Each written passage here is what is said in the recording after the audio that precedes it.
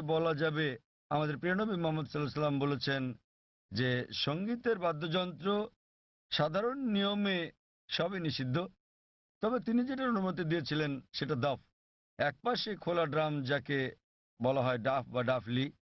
বাকি সবগুলোই নবী নিষিদ্ধ করেছেন, কারণ আপনি যদি ভেবে দেখেন এটা আপনাকে দূরে নিয়ে যায় আল্লাহ সুবহানাহু ওয়া তাআলার জিকির থেকে, সর্বশক্তিমানকে স্মরণ করা থেকে।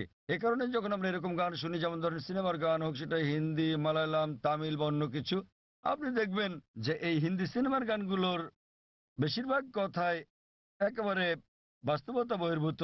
আপনি জানেন যে নায়ক নায়িকাকে বলছে, मैं तुम्हारे लिए चांद तोड़ के लेके आऊंगा, मैं तुम्हारे लिए सितारे तोड़ के लेके आऊंगा। আমি তোমার জন্য চাঁদ নিয়ে আসবো, আমি তোমার জন্য তারা নিয়ে আসবো। আমরা জানি এটা সম্ভব না, কোনো মানুষ তার প্রেমিকার জন্য চাঁদ তারা নিয়ে আসতে পারে না। তবুও আমরা বলে থাকি পরিস্থিতি বা আবেগ ইত্যাদির কারণে। তো এই কারণে সাধারণ অনুশাসন হচ্ছে যে